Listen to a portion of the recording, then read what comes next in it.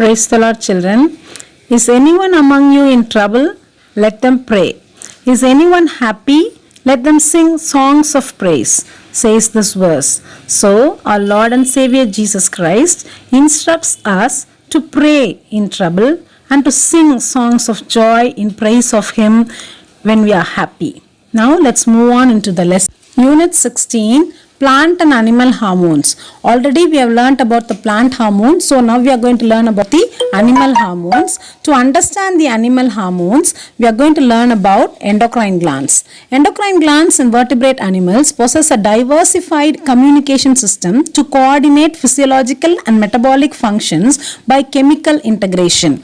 The endocrine system acts through chemical messengers known as hormones, which are produced by specialized glands. Physiological processes such as digestion, metabolism, growth, development and reproduction are controlled by hormones. Human endocrine glands. Endocrine glands in animals possess a versatile communication system to coordinate biological functions. Exocrine glands and endocrine glands are two kinds of glands found in animals. Endocrine glands are found in different regions of the body of animals as well as human beings. These glands are called ductless glands. Their secretions are called hormones, which are produced in minute quantities. The secretions diffuse into the bloodstream and are carried to the distant parts of the body. They act on specific organs which are referred as target organs.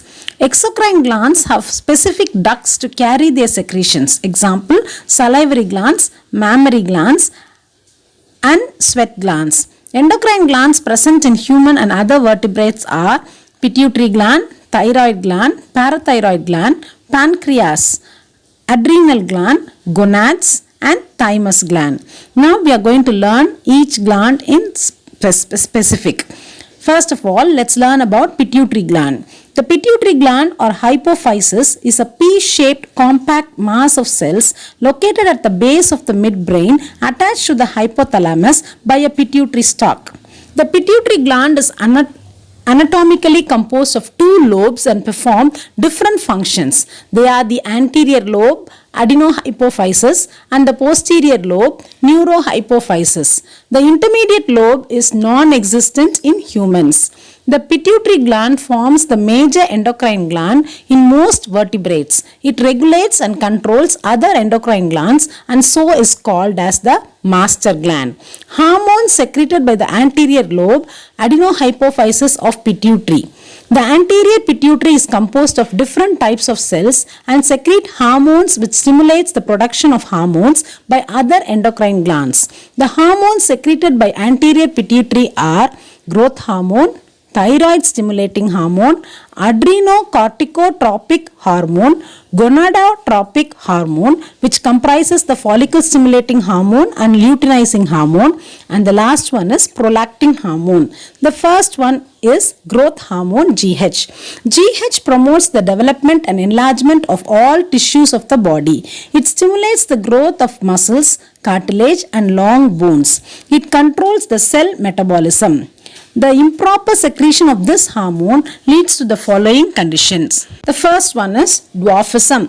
It is caused by decreased secretion of growth hormone in children. The characteristic features are stunted growth, delayed skeletal formation and mental disability. Gigantism. Oversecretion of growth hormone leads to gigantism in children. It is characterized by overgrowth of all body tissues and organs. Individuals attain abnormal increase in height. The next one is acromegaly.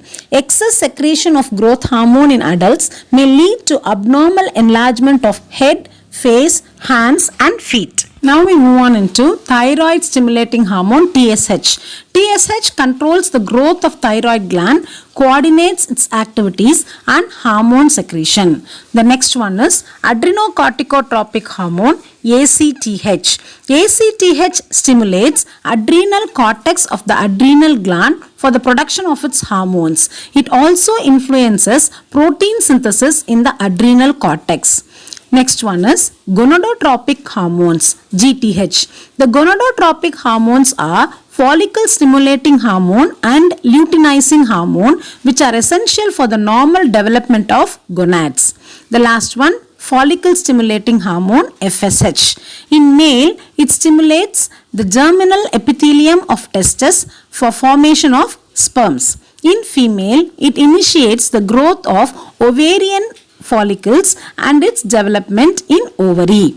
Luteinizing hormone LH in male, it promotes the Leydig cells of the testes to secrete male sex hormone testosterone. In female, it causes ovulation, that is rupture of mature Graafian follicle responsible for the development of corpus luteum and production of female sex hormones estrogen and progesterone. The last one is prolactin PRL.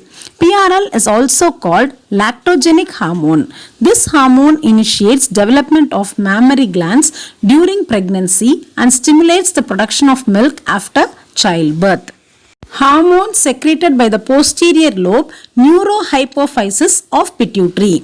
The hormones secreted by the posterior pituitary are vasopressin or antidiuretic hormone, B. Oxytocin.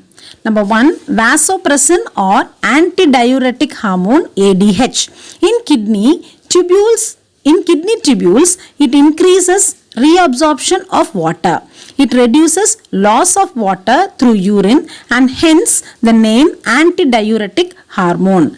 Deficiency of ADH reduces reabsorption of water and causes an increase in urine output, polyuria. This deficiency disorder is called diabetes insipidus.